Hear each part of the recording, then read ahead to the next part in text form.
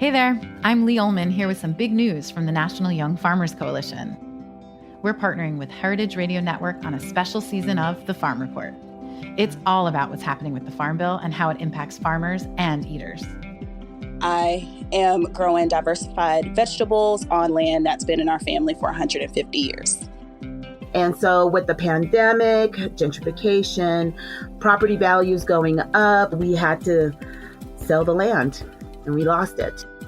Join us as we uncover the untold stories behind this massive piece of legislation that shapes how we grow our food, what we eat, and so much more. The problems we have had, those are things that come from earlier Farm Bill and USDA policy, right? Like Earl Butts, get big or get out. You know, it's my responsibility to know not only what I'm eating, but then like how that all came to be. And realize like, wow, like this piece of legislation, all this money, like it's technically something that I support as a taxpayer. While Congress debates the next Farm Bill, this is not just an invitation to listen. It's a call to action. Be part of the conversation. Subscribe to the Farm Report on Heritage Radio Network, wherever you listen to podcasts. Today's program is proudly brought to you by Whole Foods Market. Visit WholeFoodsMarket.com or download the Whole Foods Market app to learn more and find the store nearest to you. You're listening to Heritage Radio Network. We're a member-supported food radio network broadcasting over 35 weekly shows live from Bushwick, Brooklyn. Join our hosts as they lead you through the world of craft brewing, behind the scenes of the restaurant industry, inside the battle over school food, and beyond. Find us at heritageradionetwork.org. Hello and welcome to Snacky Tunes. I'm one half your host, Aaron Bresnitz. I'm the other half your host, Greg Bresnitz. We're super excited to be in America's Top Hat, Montreal, this week with our good buddies at Nora Gray, the legendary Italian restaurant in one of our favorite cities of all time. Is America's Top Hat a real thing? Yeah, America's Top Hat, Montreal, Canada.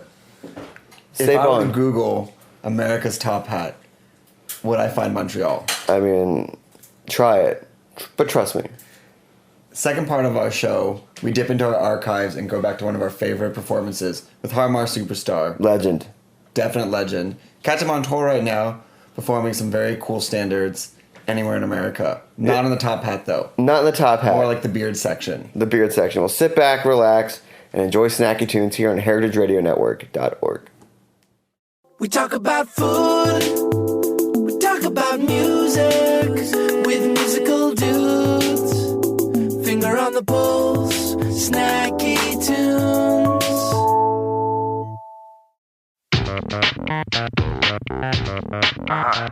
What up?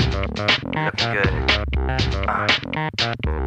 Girl, I know it's hard to vibe when you're working at your 9 to 5.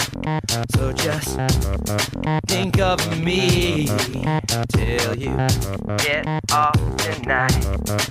You'll be my lover, sweet baby mother. There ain't no other who can break me off like you do under the cover. Baby mother, there ain't no other. Singing black pantsuit, sexy pumps. Take me out to a power lunch. Tisk, tisk, naughty with the bits. A briefcase full of sexy tricks. Black pantsuit, sexy pumps. Take me out to a power lunch. I'm appetized looking at your thighs. And what's this you're touching mine? You'll be my lover, sweet baby mother. There ain't no other who can break me off like you do under the cover. Baby mother, there ain't no other. Deeper, deeper, I can feel your beeper. Deeper, deeper, I can feel your beeper. Deeper, deeper, I can feel your beeper. Deeper, deeper, I can feel your beeper. Well, I know you treat me best when I'm sitting at my desk. But the tricks you pulled last night put me to the test. Soaked up in lather, baby father. There ain't no other who can break me off like you do under the water. Baby father, there ain't no other.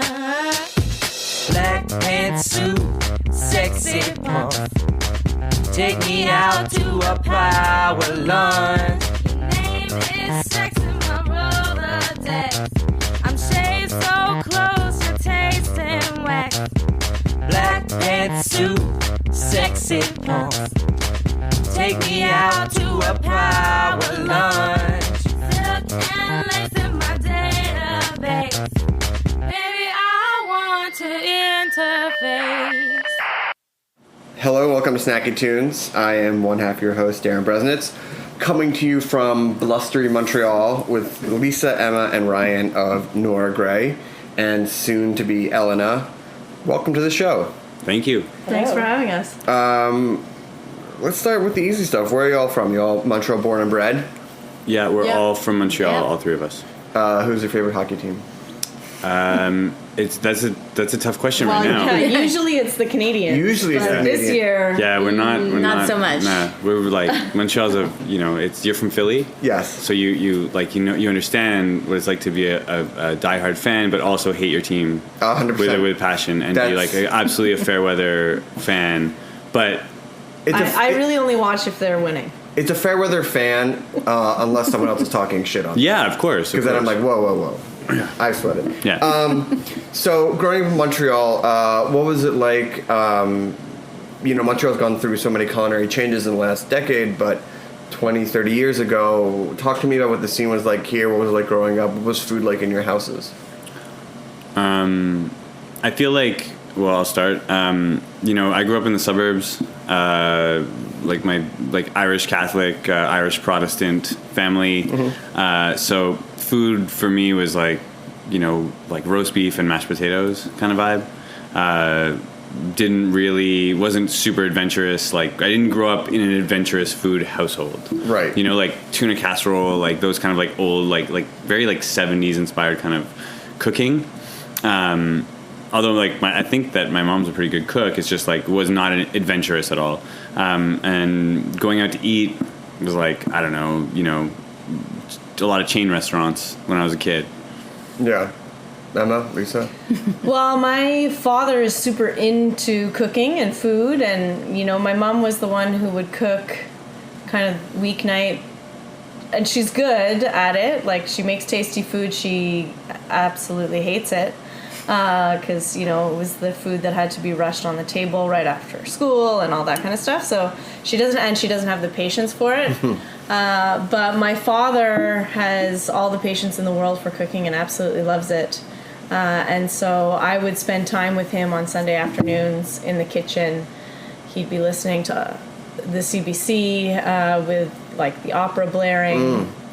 And we would, make lasagna or pizza, or he was also super into making curries and stuff, which I actually never ate at that time. You're like, thanks, Dad. I was a really picky eater. I only liked really boring food as a kid. So it really amazed my parents when I decided that I wanted to become a chef. I'm sorry, what are you going to become? You know that you can't just eat pasta. To be fair, Emma's still a picky eater. Yeah, I'm still kind of picky. And for me, I grew up, again, my mother cooked every meal, very healthy. I grew up on the kitchen counter watching my mom cook every day, and it was a great experience. I was open. We went out for dinner a lot. Yeah. Living downtown Montreal, I was exposed to a lot of different types of food. My cousins owned Chalet Barbecue, so I ate a lot of chicken, which is an institution in Montreal. It's the best chicken. It's the best chicken. So I rotisserie chicken. Yeah, the best rotisserie chicken, which is a very Quebec kind of thing. I love it. And it's fantastic. Yeah. We ate a lot of that when we come up. Yeah, of course. Of course. It's a staple of the diet here. It's people talk about poutine and things like that all the time, but rotisserie chicken is probably more like more people would eat that on a regular basis for family dinners than probably go out for poutine with the family. You know what I mean? It's like my that's where dad's I said favorite. chain restaurants, but what I was thinking was actually an offshoot of Chalet Barbecue. It's called Swiss Chalet, Which is the same. They started Swiss Chalet as well, Yeah. and Harvey's. So yeah. Oh yeah, Harvey's legendary. Yeah, so that was Legendary. all stemmed from Chalet Barbecue actually. So, for those who might be unfamiliar with the Montreal dining scene, you know, not as like the culinary destination has become, but like what was it, let's say 10, 15 years ago, or even as recent as 5 or 10 years ago?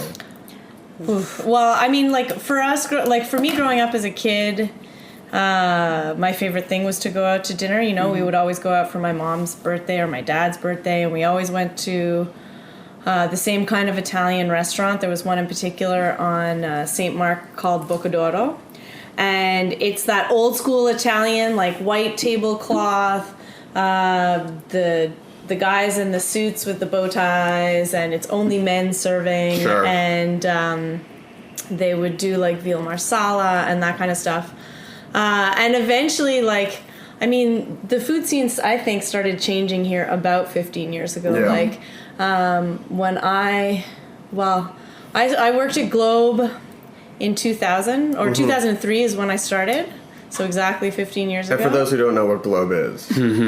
So Globe was an institution in Montreal for many, many years. It's where Fred Morin and David McMillan of Joe Beef fame kind of got their start in the Montreal restaurant scene. And that's where I met them, and they kind of made my career. They definitely gave me a huge push. So I think it's important to mention, like, Globe was the place for celebrities. It was the hotspot. It was during the supper club era when and for a long time when David and Fred were at the helm of that restaurant, it was considered the best restaurant in the city. But also, you know, it had like doormen, and you know, like it had like tables of gangsters, and like, you know, Formula One weekend. Yeah, At 11 o'clock they would have bottle service, and they would do a late night menu and all this kind of crazy. So super casual, right? Yeah. Everybody's ridiculously good looking. And so, when they came on the scene and when things started to change, how did you feel? Like, did it start to excite you? I mean, I know you were cooking with them, but I was living in New York at this point. You were living in New York. I lived in New York for 6 years. Oh, so New York was sort of already doing its thing. Yeah. I think that, you know, if we go back a little bit, like Montreal, obviously, as a city that was colonized by the French, there's a great history of dining in this city. You know, someone that we mentioned, my mentor Dave McMillan talks about it all the time, about how, you know, there's this amazing culinary history, and we've been eating well and drinking well in Quebec for 400 years, or in Montreal for 400 years, and it's true. It's 100% true. There is a food culture that has been here for longer than probably anywhere else on this continent. And I mean, not a food culture, but a dining culture. Sure. And so that's always existed. Somewhere along the way, I think that, you know, the old guard shifted. And I think that, you know, like that supper club movement in the early 2000s was certainly like part of that shift of cultures of, like, you know, the old stale kind of white tablecloth Italian places that Emma was referring to. That kind of led to like fun, you know, bottle service, like models in tight dresses serving, that kind of thing. And then, you know, a restaurant like, or very fine dining, you know, Tokay, those kind of things. And then all of a sudden, you know, in 2001, I think, you know, Pied de Cochon opens. Sure. And they're like doing something totally different. It's like, you know, lumberjack food. Yeah, he had also been a chef at Globe. So when he left Globe, Dave took over. Right. And he opened PDC. By he, you mean Martin Picard. Martin Picard, sorry. So when he left Globe and he started PDC, that's where the change started, because he was like, I'm done with this like club style atmosphere with restaurants. I want this. This is like a chef's restaurant where chefs will come to eat. So how did you all three meet? And where did you meet? We all met at Liverpool House. Okay. So Liverpool House is Joe Beef's sister restaurant. Opened in September of 2007. It was their second restaurant. Yeah, I had been working at Joe Beef. I was hired by David there, and the idea was that I would work at Joe Beef and learn how they worked, and then move over to Liverpool House because they'd already started construction on that. And then Emma came on board because she'd already worked with Fred for years and had been away in London working at a Michelin star restaurant there. And she came back to Montreal just about a week before Liverpool House was set to open. And, Fred kind of was like, yeah, no, you gotta come on board. I actually begged Fred for a job.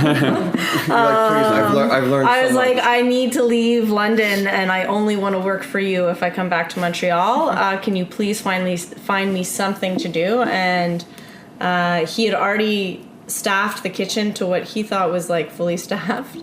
And I was there to like lend a hand, be a tournant. But after 3 months, he moved the chef of Liverpool House over to Joe Beef, and I became the chef of Liverpool House. And so what was it like during that time? I mean, this was the first time fun. You two were working together. Crazy. It was a crazy. I mean, I would say even living in New York, the reputation of Joe Beef and Liverpool House made their way down. I think that what people maybe, what gets lost maybe in like the lore of Joe Beef is that like they were like there's a real ethos behind those restaurants, like it started out really small and like with a focus on quality and quality of ingredients and quality of service and like and with from a really good place with a lot of love, and the restaurants are actually still run that way today, and that's amazing considering how big they are. And how much did that impact you when you started to think about your own spot? Like I can't. Sure. There was no bigger influence in my career than the 5 years I spent working for those guys. So when you start thinking about your place in the Montreal culinary scene, you're at Liverpool House, you're working for these greats. When do the three of you start thinking maybe we're going to branch off on our own?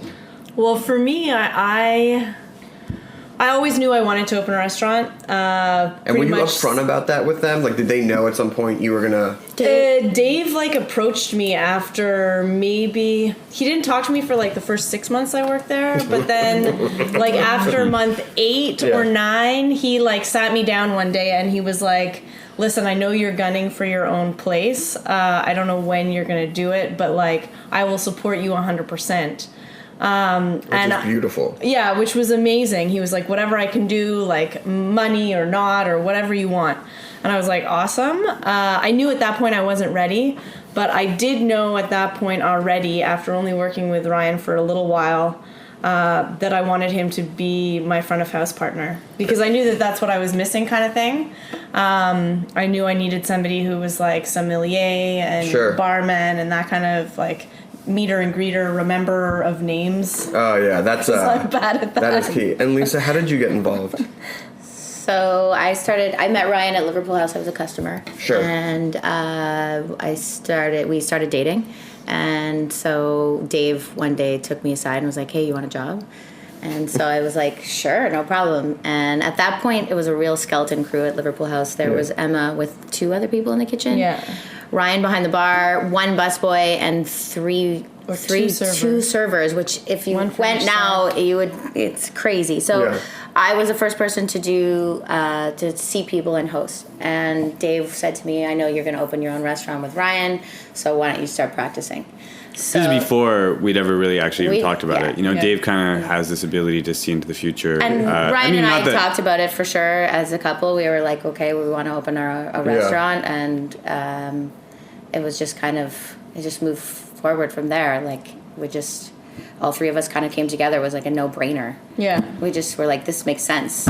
Yeah. And like everybody fulfills a role. Yeah. Like a necessary role. We each have our own job. We're not really stepping on each other's toes very much. Especially at the beginning, like we modeled this place and we modeled our business essentially after the way that Joe Beef was modeled, which was like, okay, well, we're 3 owners. Each of us will take care of our own end of the business, and we'll also all work in the restaurant. So the first 3 years here, I was behind the bar every night and took care of the wine program. Emma was in the kitchen every night. We're still here. We're still here 4 nights a week. Yeah. No, but I mean, you know, but we're like a lot. We've stepped back a lot. No, but physically, what I mean is, we were physically like working positions. Yeah. You know, for the first 3 years. There wasn't a bartender. There wasn't a hostess. There wasn't a maitre d'. You know what I mean? There wasn't. There was me and 3 other people, and now I have 4 people. So like I can step back. I don't actually have to be there. There's an extra person to expedite if they need it, or lend an extra hand for plating, that kind of thing, which is what I was doing before. Awesome. Well, we're going to take a quick musical break, and then we're going to talk about some of those early days and Montreal's response to modern Italian take on Italian food that was not... I imagine there weren't old men in suits and bow ties here, right? Not at all. Not at all. We have a song from the archives here on Snacky Tunes on heritageradionetwork.org.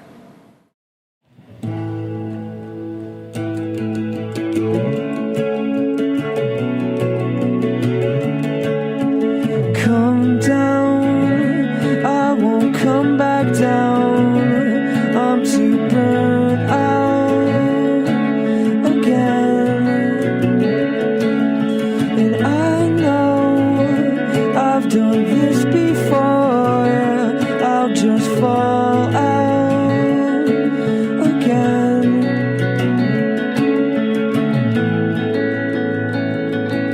I'm wasting all my time. I push it all away. I'm wasting all my time. I push it all away.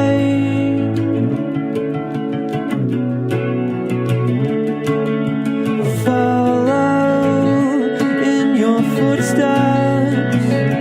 I'll keep going on again. And I know I've done this before. I'll just fall out again.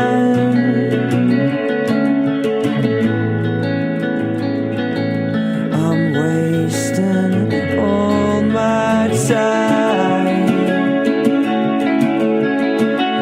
I push it all away. I'm wasting all my time. I push it all away.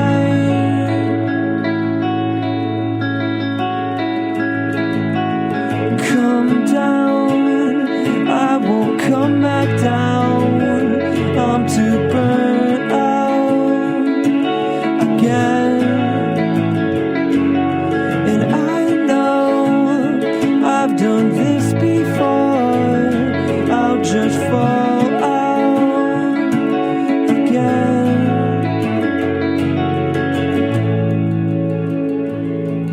I'm wasting all my time. I push it all away. I'm wasting all my time. I push it all away. I'm wasting all my time. I push it all away. I'm wasting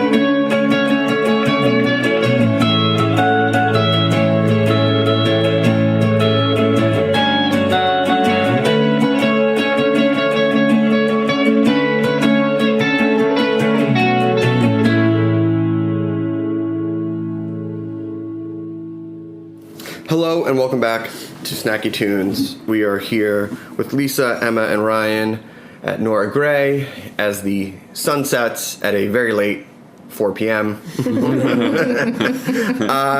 So in the early days of Nora Gray, you know, you've been open now for about 6 years? 7 years. 7 years? Yeah, almost 7 years. So this is back in like 2010. What was the initial response, given that when you thought of Italian food in Montreal, it was very much of like the white tablecloth or red sauce joints? How do people react right away? And also, let's not forget where you're located and describe to people where that is.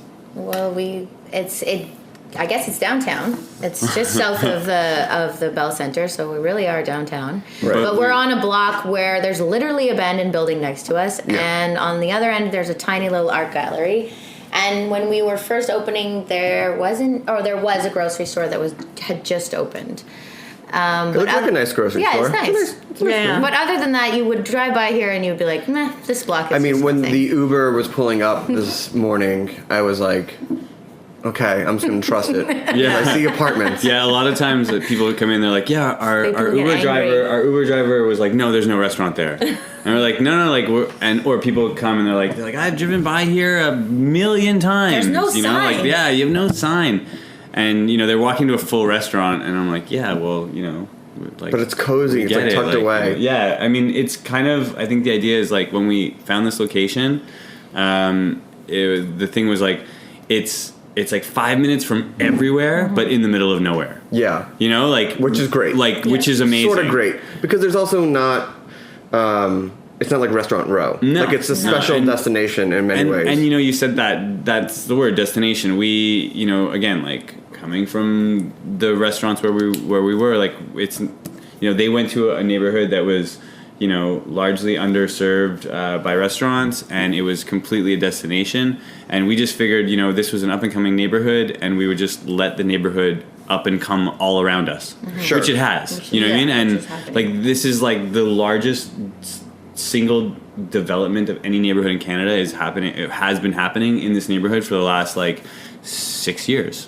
And so when you opened, what was the response? Were people coming to seek you out? Did people know that because of your pedigree you were going to do something special, or was it word of mouth? Well, yeah, I mean, because we'd worked at Liverpool House and Dave and Fred are so well known and their restaurants are so well known in the city, we had garnered a following. And, you know, like the clients that were at Liverpool House had become kind of our clients as much as Fred and Dave's, because, you know, we were taking care of their baby kind of. So, you know, there was great anticipation. You know, there was 4 months between the time we left Liverpool and the time we opened Nora Gray. And that was like a really good time for the momentum to build. I think it's also important to mention that at that time, it's like we're talking about, you know, 2000, like early 2011.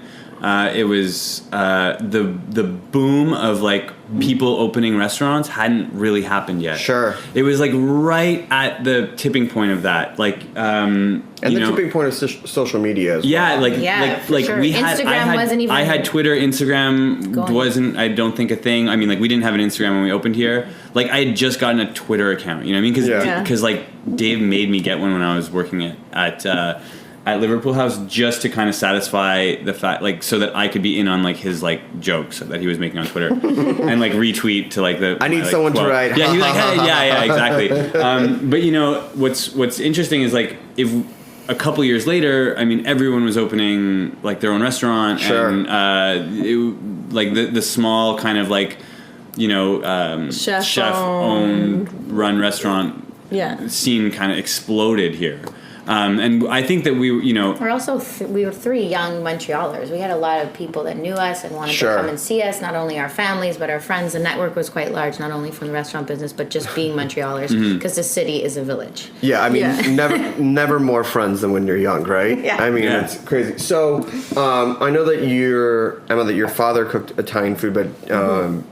Was that just always the idea that you're going to do an Italian restaurant? Like, how did you land on that? No, well, that's the thing that's funny is that my entire career, save one job, up until opening Nora Gray, had been in French food. But we had decided to go Italian because there wasn't that kind of hip, young vibe in an Italian restaurant in this city.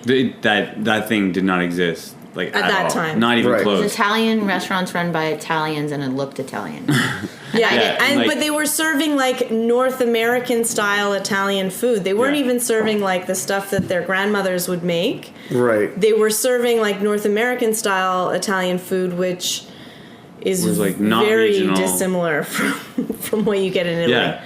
And so would you say that you set out to make a modern Italian restaurant? Yeah, that reflects what you can eat when you're in Italy, you know?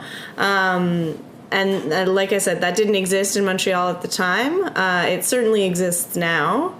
But I mean, we were coming from a place, you know, where we learned, like, you know, it's kind of like, but like the farm to table cooking, you know, and seasonal cooking more importantly, you know. So we're working with local seasonal ingredients, and we thought, like, why can't we apply that to Italian food, like the way that it exists in Italy? And that really wasn't being done. You know, like you had this like non-regional specific Italian American kind of like old world Italian. That was the idea of Italian restaurants here, 100%. Yeah. I don't think there was one that existed without white tablecloths. Because the thing is about a lot of the Italians that live here, and I would say anywhere, is that they don't go out to eat Italian food because they get it at home.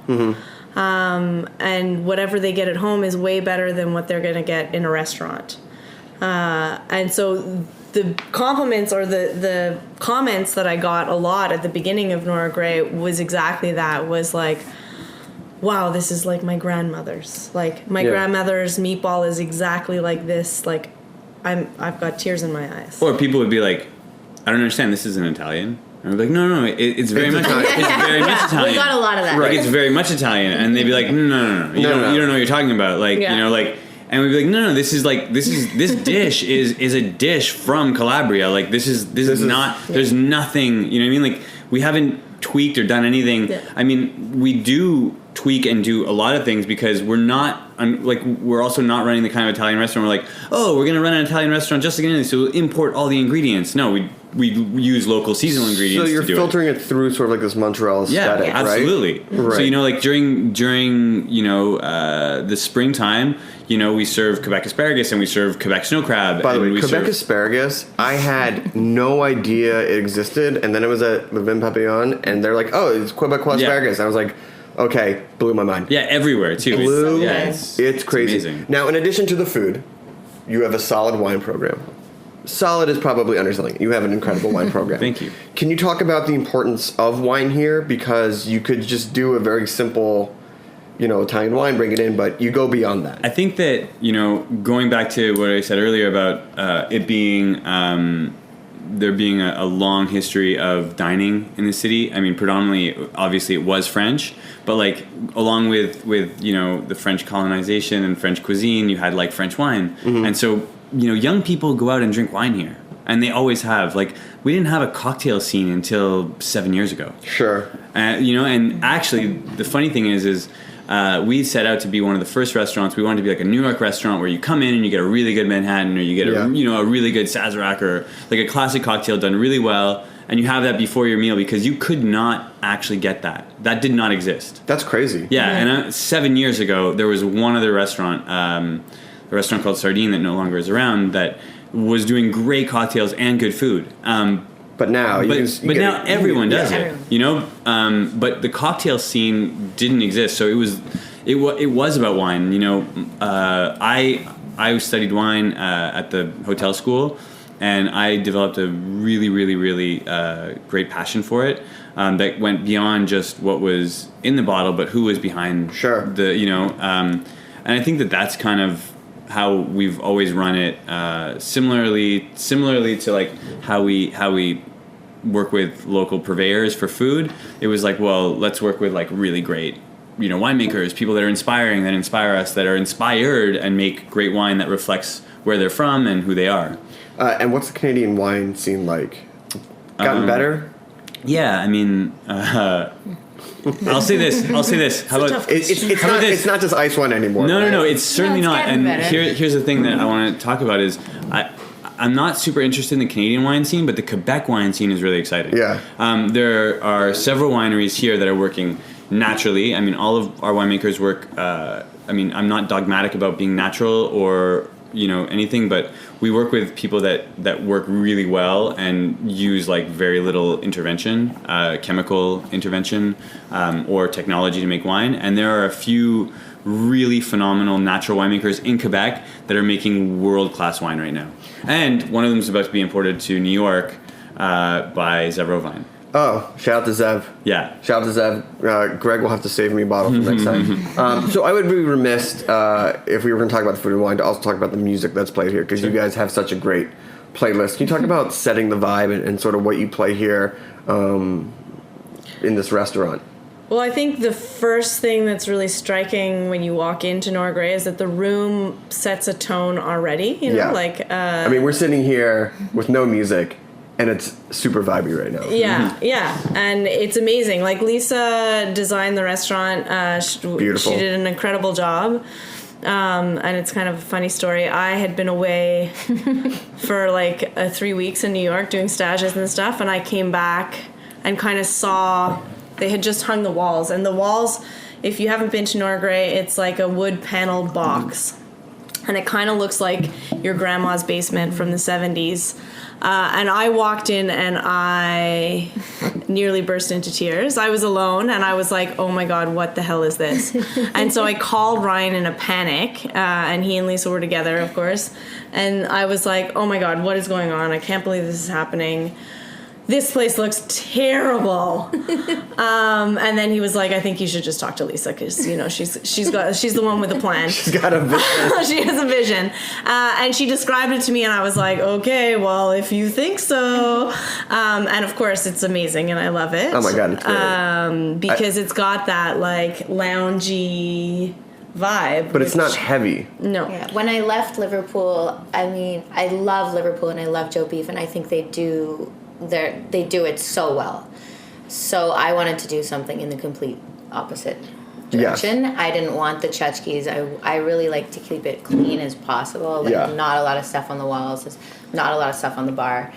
And I worked with an amazing architect as well, Philip Hazen, who was awesome to work with. And we had a really interesting space. When we first walked in, the bathrooms were in the dining room, like right where the bar is right now. Yeah. And then the men's bathrooms were in the kitchen. Yeah, boy. Where the dish pit is. Where the dish pit is so now. Weird. So we literally made a whole new restaurant. We took everything down and started fresh. Now, talking about starting fresh, before we're out of time, I want to talk about the new spot, Elena. Sure, Elena, yeah. Elena, sorry. No problem. That's my American accent. Elena.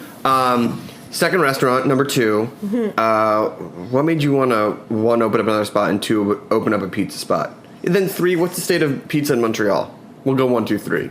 Okay. Well, we wanted to open a second restaurant like pretty much 6 months after opening Nora Gray, even though we had no idea what was still in store for us in the evolution of Nora Gray. Was this in like some like we've been working for 16 hours and we're sort of like sleep deprived? We're like, let's open up another one. Well, we were just like addicted to the high. Yeah. Like, it's addictive. It's a real rush, and getting to be creative in a different way from building a wine list or designing a menu or cooking or like serving or designing cocktails. Being creative in like making design decisions and like and actually physically getting to work and get dirty, and like do something that's different. That stuff is cool. So instead of 6 months, it's about 6 years. Yeah, exactly.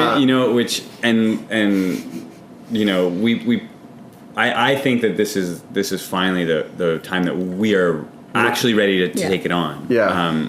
We were not ready before at all. If we'd done it before, it would have been a disaster. And so it's a pizza place, I assume wood fire burning oven? Yeah, so we wanted, like, I like to play with fire.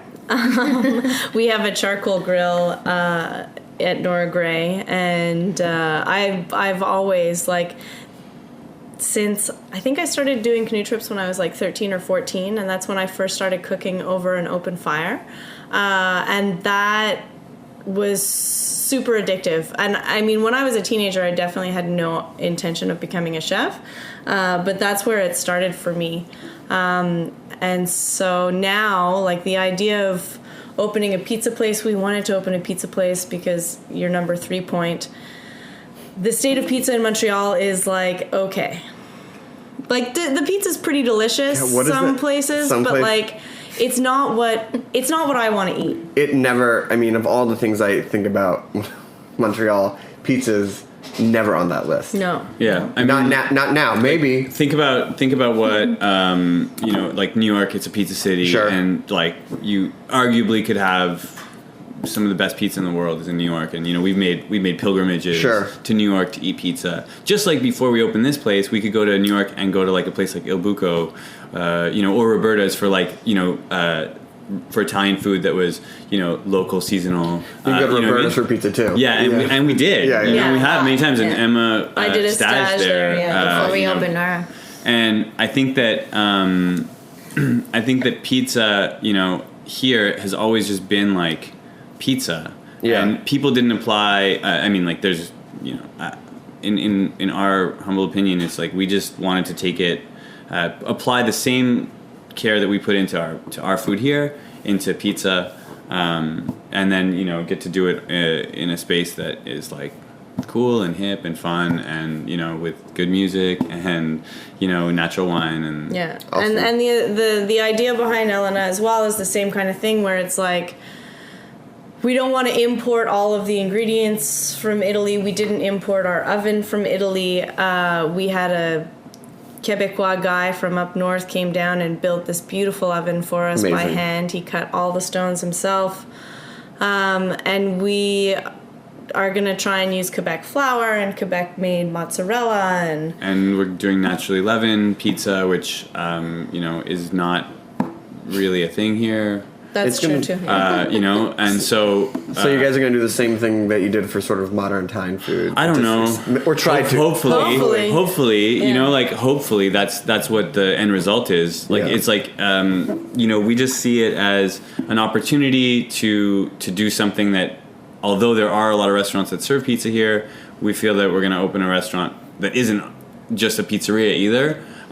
We're hoping that we can, you know, satisfy some kind of, you know, niche that isn't quite there yet. Just like maybe like one of your hometown boys, Joe Badia, has done for pizza in Philly. You know what I mean? Like that like, place. Like people talk about. Some people might say the best pizza in America. I have read that. I have read that. Well, listen, congratulations! I can't wait to come back and eat the new spot, and I can't wait to dine here while I'm in town. Awesome. If people want to find you online, where can they go? Because Instagram exists now, right? Yeah, Instagram definitely exists. So NoraGray.com. NoraGray.com for our website, at Nora Gray Resto for Instagram, and at Elena Montreal Instagram for the new spot. Awesome. Well, thank you so much. We've run the songs from the archives and then live performance on Snacky Tunes here on heritageradionetwork.org.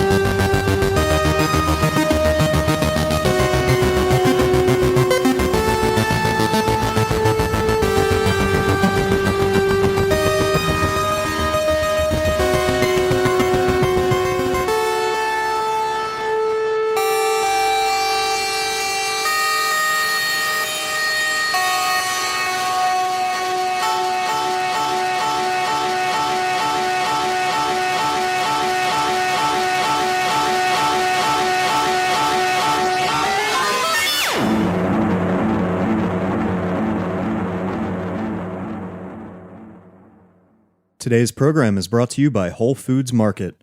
From papayas and samosas to reishi mushrooms, if it's something that sounds delicious, chances are you'll find the freshest, best version of it at Whole Foods Market.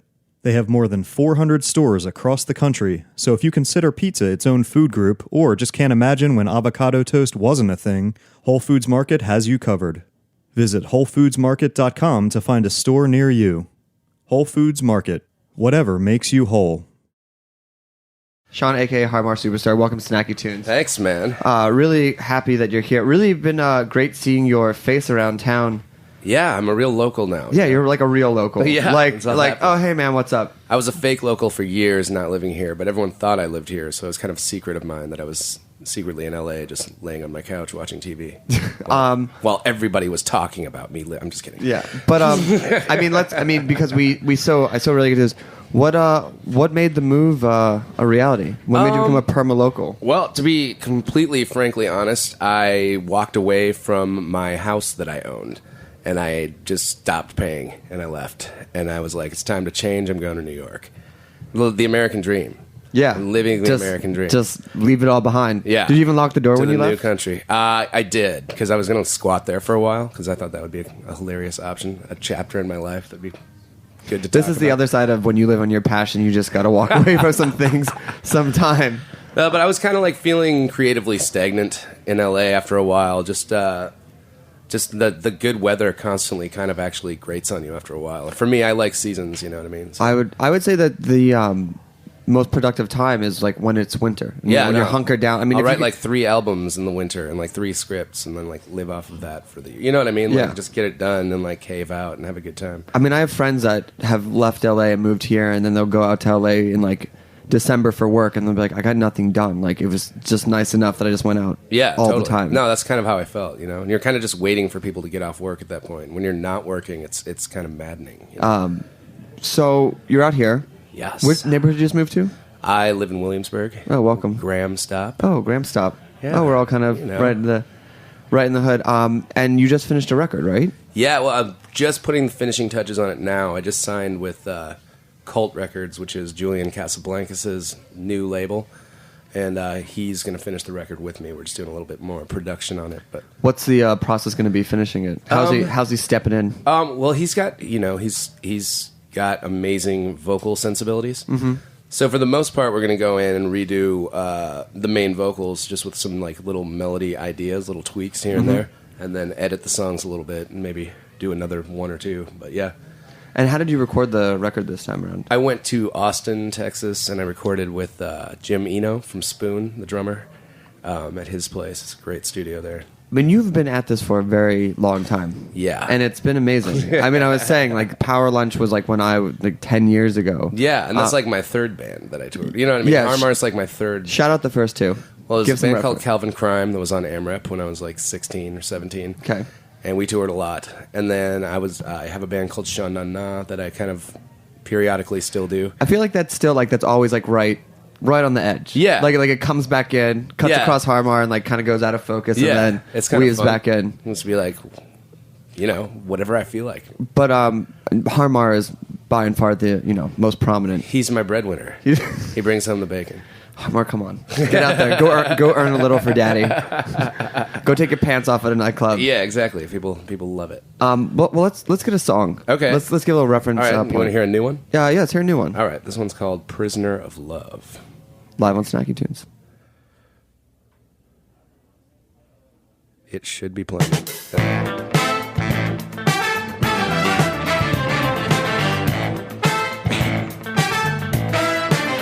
Let's start at the beginning. Yeah, okay. That was the beginning. Without us talking. Oh, okay.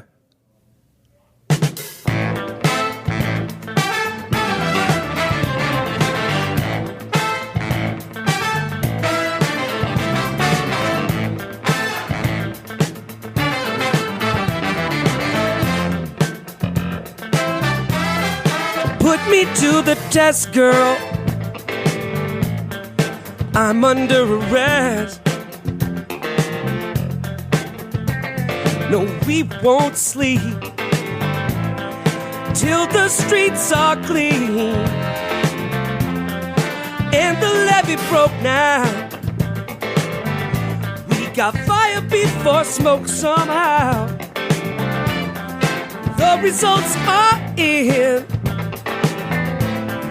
Negatives are positive.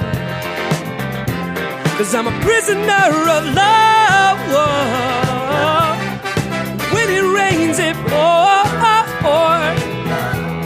Oh, when I toughen up now, you'll take me back in your arms.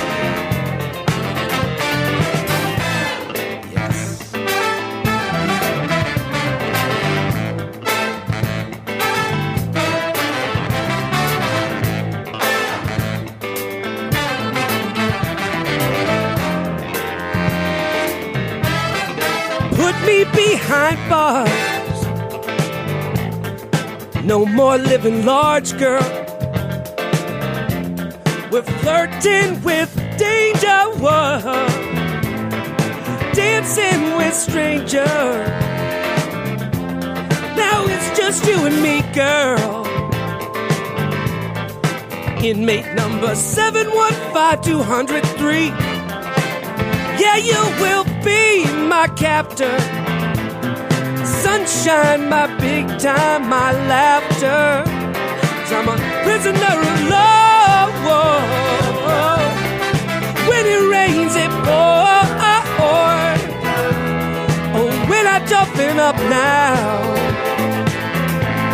You'll take me back in your arms.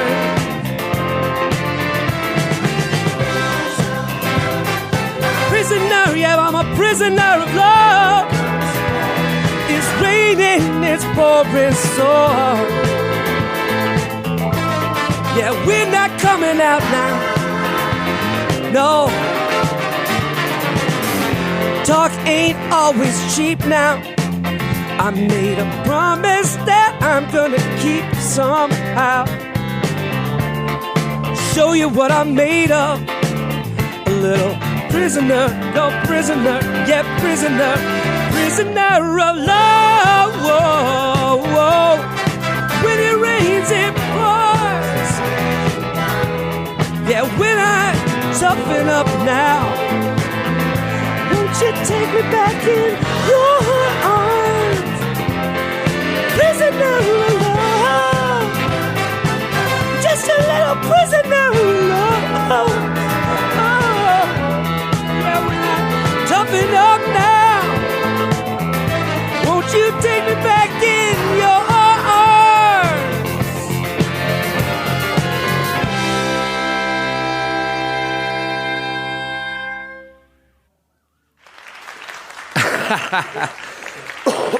Where'd they come from? Oh, I see him. Oh, yeah. The Roberta staff. Roberta staff, what's up, guys? Is that Yeah. MC Todd out there? Yeah. Yeah, it's all happening. MC Todd. Everyone's gathering. Check the internet for that new release on MC Todd. Pauly G, I bet you didn't think I sounded like that. Yeah, what did you think? The word that came to mind is juxtaposition. I did not expect to hear that. Your eyes kind of lit up. I said we can have a 2-hour discussion about music as soon as this is over. Yeah. That's what I thought. So your vocals have been lent to other projects. I feel like very lucky I got to see you tour with Gangs. Oh, yeah, man. Which was like That's so at fun. the Natural History Museum in LA. Yeah. Let's talk about that. I Okay. love that record. Oh, man, it's the best. it's I mean, I put it on last night and it was just like, fuck, this is one of the best records. It is love making music. It is love making music. Everything's 69 BPMs. Yeah, I mean, just talk to me about that project because I've never got a chance to really sit down and. Yeah, I mean, it's sort of like the brainchild of Ryan Olsen, who produced like the Polisa album and a bunch of other Who great are stuff also out of Minneapolis. Yeah, incredible. Channy, the singer, is actually in Gangs Yeah. too. So he kind of put together the soft rock thing with a couple of the guys from Solid Gold in Minneapolis, and I think. And with the idea of getting Justin Vernon from Bon Iver involved, and sort of just became this behemoth, like 25-member band. And it was really only supposed to be a project where they were going to put out the album, play one show with everybody there, and then break up.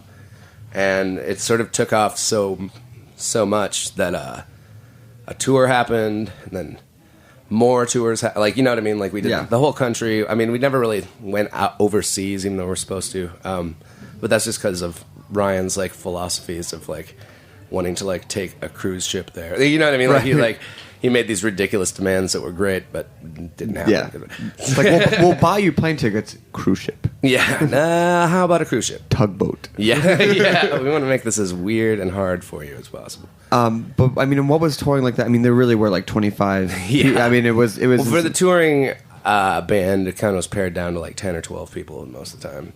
But like, there's always like 2 bass players and like 90 guitar players and saxes going. I mean, it's a very sax heavy band. It's Yeah. And how do you feel like that fits into like the overall like Harmar story or like projects like that? It's cool. I mean, it was just like, it was perfect timing for me because like I was in between records of my own, and it just sort of came up, and I recorded this George Michael cover with them. Then One More Try. It's like a bonus track that's out, and we did it even slower than the original, so it's like 6 minutes long or something. For anyone that wants to also hear, the NPR music app has like a live Gangs concert on it, and like that was like kind of like, you know, scroll back, Yeah. scroll back. Yeah, really, sweet. really amazing. Well, thanks. Yeah. So you moved here and you started doing a podcast. Yeah, which yeah. is really interesting because I think it's like such an easy way to have an output without having to put out music. Yeah, but I was no, it's kinda great. curious, Yeah, like, it comes what out every week. It's called Nocturnal Emotions. It's on Earwolf. What is Earwolf? Earwolf is earwolf.com is kind of like they're like a podcast sort of label, you know, like they do Comedy Bang Bang and Who Charted, and just so many shows. Is it like all puns? No. But it is a lot of comedy guys. Yeah. Like I think they're working on like maybe a Mr. Show one or something. Like there's some cool stuff in the works. I don't know if I'm supposed to say that, but I don't. You can always promise things, and you don't have to deliver. Who's going to check you? I can't even deliver this promise. Yeah. I'm just talking out my ass here. Obama's doing one. Yeah, we got some Royal Rumble. Hulk Hogan's in there. Yeah. But no, yeah, it's really fun. Like it's just they're long conversations about embarrassing moments in like my guests' lives, and it's sort of like I run the gamut of guests of sort of anybody interesting. Who've past guests been? I've had Macaulay Culkin, Ellen Page, Gavin McInnes, John Daly is going to be on this week. Now I feature like some bands. I did like Minus the Bear and My Jerusalem last week. Interviews with them. MNDR, just whoever, whoever's around to fill that downtime. Yeah, it's like fuck. I should start a podcast. Yeah, or something. Know. But like, really, it's not that much work. You talk to somebody for like 45 minutes, tape it, and then make an intro and an outro each week. It's like it's kind of about a few hours of work a week, and it's very rewarding. Do you have besides embarrassing stories? Like, is there something you try to convey from? You have a wide range of guests. Yeah. Is there something you tried, like an overarching theme, or is it more just a conversation between two people? It's a conversation. I mean, it normally gets kind of weird, and you know what I mean? Like, it's me, so it gets like a bit stony. You know what I mean? Or something like we like to go on tangents and riff, and no, but like that's just sort of a jump off point. But I like to kind of explore the darker sides of people's lives too, because that's like, you know what I mean? Like, that's the real stuff, and it's really interesting. And I don't know, the whole vibe of the thing is very nighttime. I mean, that's the thing that we were saying before. It's like, everyone can be like, we like put out our demo, and we got the record deal. It's like, I just showed up to Hollywood and I got my first gig. It's like, what happened? It's like, well, there were 2 years of drug addiction, and I slept in a van for 3 years and ate cornflakes without milk. Yeah, it's like, is that what you wanted? Oh, okay, that's the real thing. I mean, it's like we were saying before. It's to know those stories is to know that everyone goes through it, and like kind of like even when you're going through the shit, to know that other people are experiencing it makes it easier. Yeah. Oh, totally. No, you want to share a low? I'm trying to think. I mean, there's so many. I mean, I think like every 3 years, like the money just runs out, and that's like not even really a low. I mean, it's kind of like that's when I get motivated. I need it. I need to run out of my money so that I have like some sort of like survivalist instinct to like output like a script or like an album, and that's like where the actual songs come from. You know what I mean? Because if I was just happy and content all the time, I don't think I'd feel driven to make anything. Do you want to play a song that came from a low? Yeah. This one's real obvious. This is another new one called Wah Wah Wah. Let me, all right. You ready? Ready. Yeah. Wap, wap, wap, wap, woe is me. I missed another opportunity. You see, another day gone. I'm another day older. Earth beneath my feet only grows colder. I need to take a trip to the Golden Gate Bridge, contemplate my life and all the things I missed. Let loose my feet as my feet slip away. Whoa, die of shock before my legs break. Wap, wap, wap, wap, woe is me. I don't deserve another breath in me, you see. I squandered things, the lessons of lovers. Somebody have some mercy, help me put myself under. I was learning to tie knots down a fisherman's wharf. When the boys got the call, they had to go to war.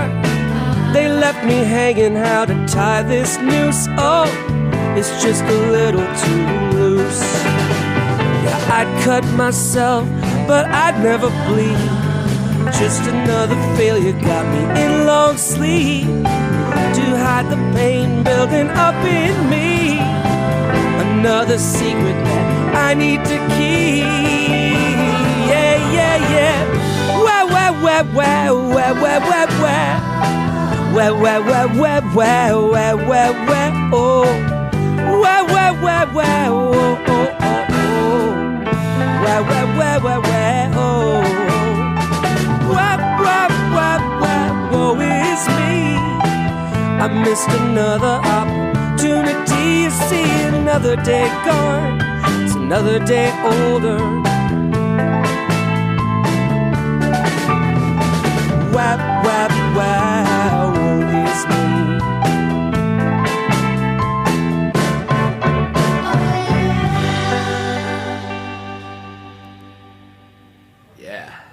Yeah. This one's about not being a crybaby. Polly, comments? I'm just blown away. Well, thanks. We have man. to get you on my playlist. Yeah, dude. Yeah, gotta work I'll on bring in that. some stuff. I'll trade you for some pizza. There you go. There it is. That's how it goes. That's how down. you get out of the lows. Yeah, that's the thing. Speaking of food, do you what's on the diet these days? What are you eating? You know, what have you found in Williamsburg that is like? You know what the best is Mesa Kaiwakan, that Mexican place. It's really good, like super like LA level like Mexican food. Where is it? It's right on Graham Avenue, like right in between Consulier and Skillman. Oh, that place. Yeah. Okay. It's so good. It's next to Sal de Mer. Sal de Mer, and that place is great too. That place is great. Yeah. There's so much stuff over there. I don't know. I love eating at the Commodore too. Just the hot breast and the nachos. Are The Commodore. I think they're like one of the few restaurants that got like bar food that got 1 star. That's so weird. Yeah, it's so good. Have you eaten there? The Commodore. I'm not. The best fried chicken. It's right here. Yeah, it's right across the street from Saint Assam. And the nachos. The nachos are they're like Austin, Texas, real queso nachos. I think that's what we ate on that night out before 4th of July. We started with the nachos. Oh yeah, exactly. And we which did do are that. just fantastic. They're so good. They're so good. So what's coming up next? So the record's going to finish. And then well, that'll come out in probably March. I don't know. I'm just writing some TV stuff right now and trying to get that going through by the time. What's the TV stuff? I'm developing a show. I've been developing a show for HBO for like a few years that wasn't going to get shot, and now it might. Everything's so weird in TV. It's slow. So, like, whatever happens, whatever we do, it'll come out in like 2 years. So, not even worth really mentioning, but like... Promises. Obama will have a guest. Paid a little bit, Yeah. It's here and there. But yeah, no, just working on the podcast, be playing shows. I'm going to go to Fun Fest I'll be in a down couple there. weeks. Sweet. Yeah.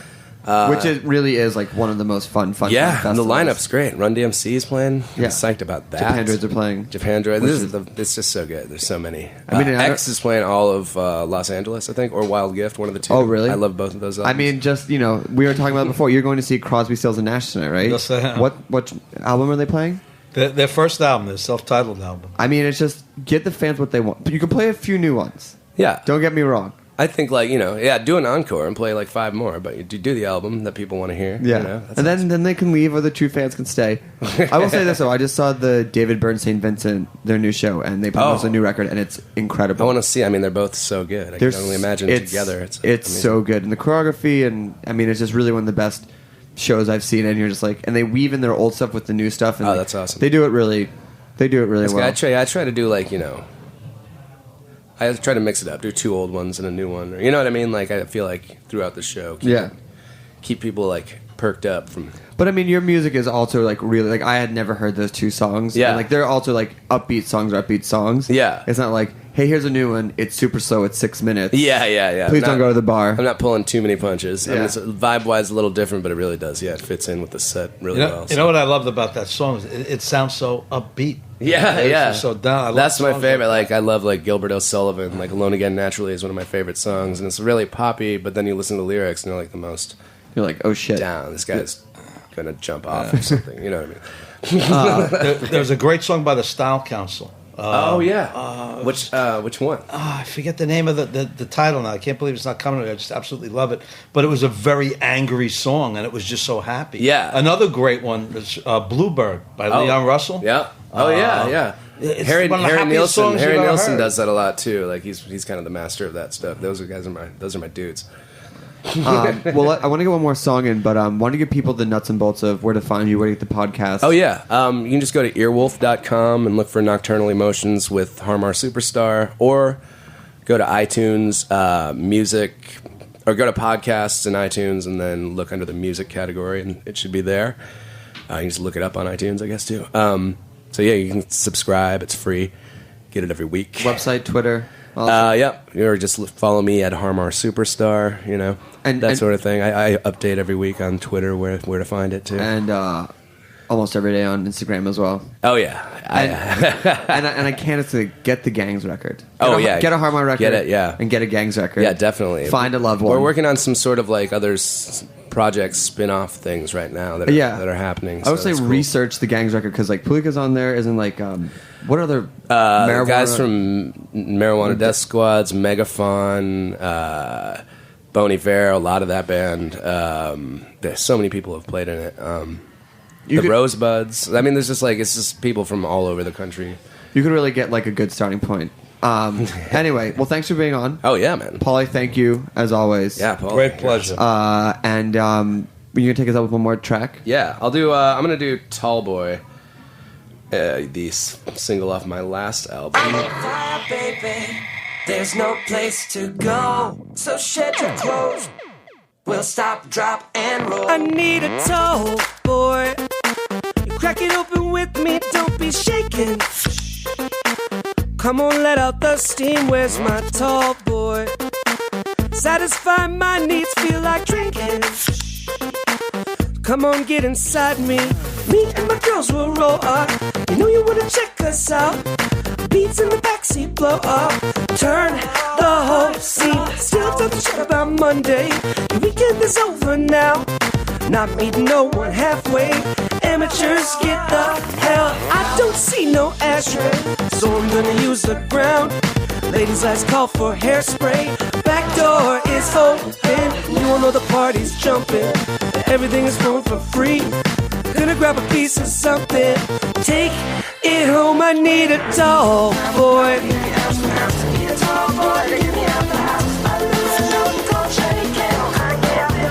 Where's my tall boy?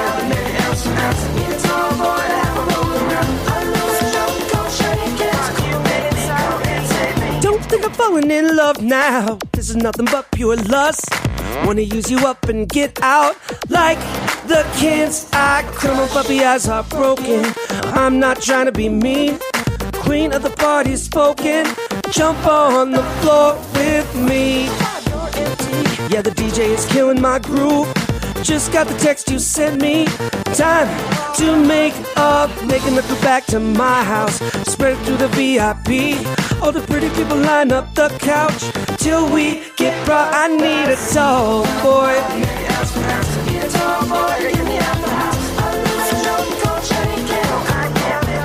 Where's my tall boy?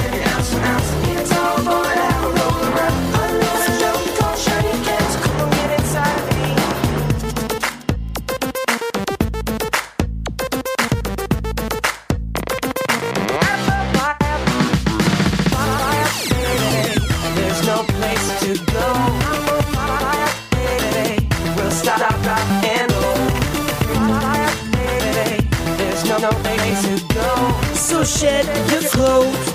We'll stop, drop, and roll. I need a tall boy. Crack it open with me, don't be shaking. Come on, let out the steam. Where's my tall boy? Satisfy my needs, feel like drinking. So come on, get inside. I need a tall boy. Crack it open with me, don't be shaking. Come on, let out the steam. Where's my tall boy? Satisfy my needs, feel like drinking. Come on, get inside me. Oh yeah. We talk about food. We talk about music with musical dudes. Finger on the pulse, snacky tunes. Thanks for listening to Heritage Radio Network, food radio supported by you. For our freshest content and to hear about exclusive events, subscribe to our newsletter.